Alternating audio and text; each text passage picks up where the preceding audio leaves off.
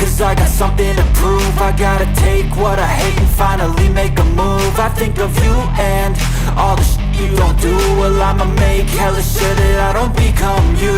I have no regrets, yeah, I'll tie up my chest. I'll never forget what it's like to be in debt. Been stabbed in the back bed, I'll show you what happens. Pass me the mic and I'll show you with action.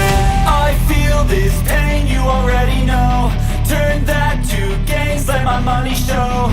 I've got these things that I can't let go. Watch me turn this life into something that you can never own. I feel this pain, you already know. Turn that to gains, let my money show. I've got these things that I can't let go. Watch me turn this life into something.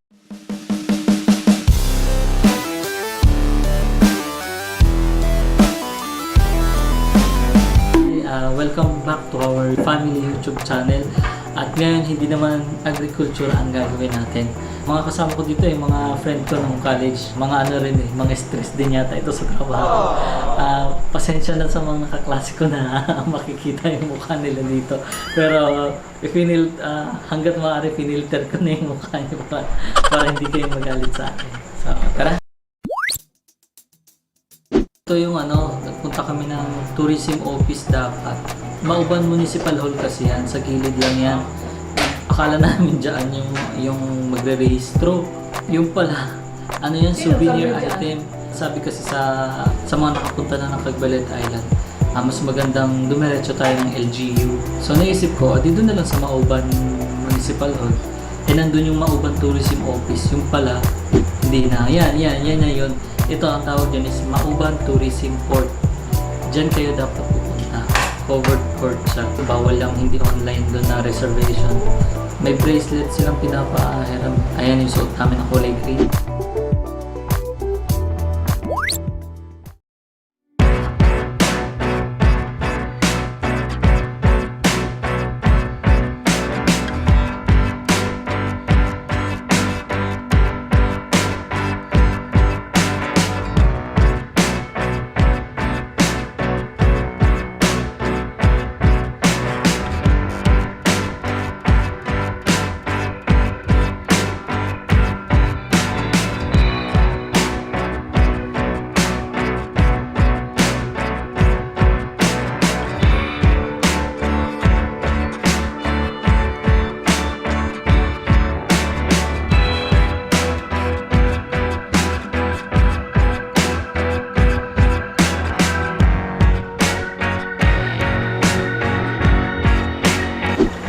Wala akong masabi, hindi. Sobrang ganda ng Cagbalete Island. Super. Pagbaba namin ng bangka, naglakad pa kami papunta dun sa resort kasi nga low tide yan. Yung inaapakan namin na yan, puro tubig yan kapag high tide. And ito, may welcome drink pa kami kasi naka-package kami ng food sa resort na pinuha namin. Pagbaba nyo pala dyan ng bangka, mayroon tawag dyan porter. Sila yung magdadala ng magbibit-bit ng gamit yung papunta. Ngayon, syempre, libre na yun yung porter. Pero syempre, for consideration, nagbigay na lang ako ng kahit paano. Konting tulong. At onti lang binigay ko sa kanila pero ang laki na ng pasasalamat nila.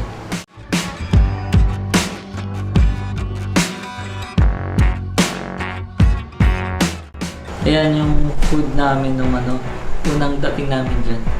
Kasi dapat ang pagkain namin ay lunch, dinner, at breakfast. Pero since dumating kami ng alas 3 na yata ng hapon, so yung pang lunch, ginawa ng merienda. Kasi gutom na rin kami.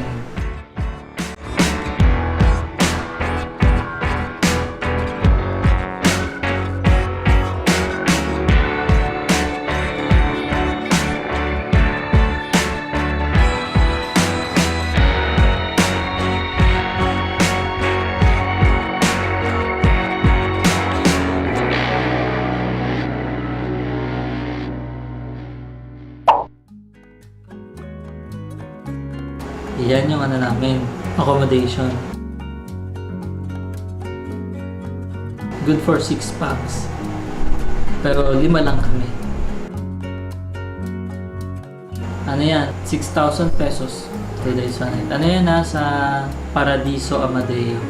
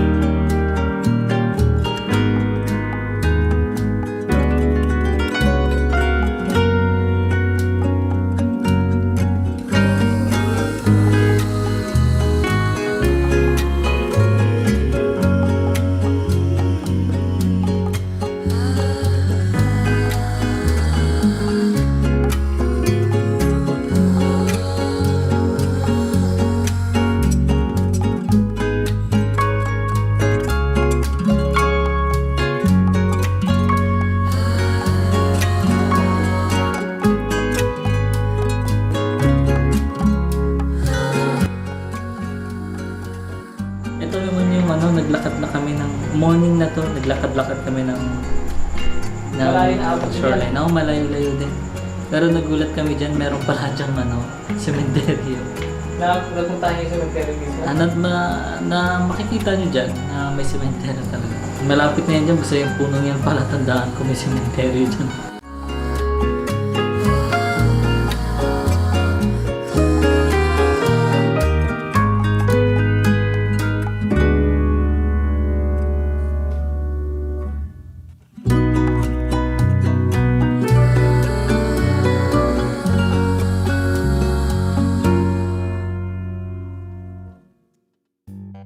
Package namin kasi medyo mahal, 900 pesos per head. Tapos ano na yun, breakfast, lunch, dinner. Siguro masasuggest ko na kung for family, kung wala naman tamad sa inyo magluto, mas maganda magluto na lang kayo.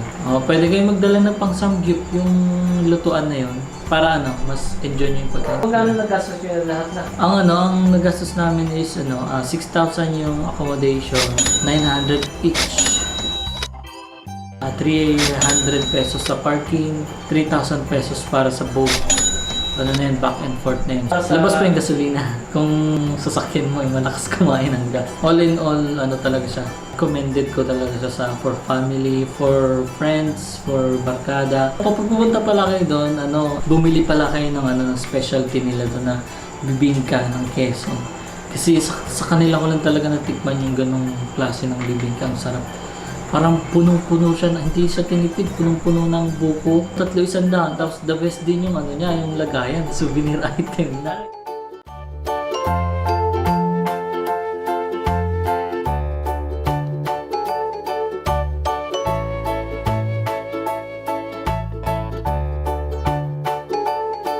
Shoutout nga pala dun sa mga nakasama ko sa Cagbalete Island, ang pinaka-financer. Si Engineer Maribel Cabahaan at ang go-to person niya na si Engineer Ashley Cañete at ang second financer din si Engineer Jennifer Naral at ang magpupuno ng kotse si Engineer Joliman Asadon. Salamat sa inyo sa pag-invite din sa akin sa paggala natin sa Cagbalete Island.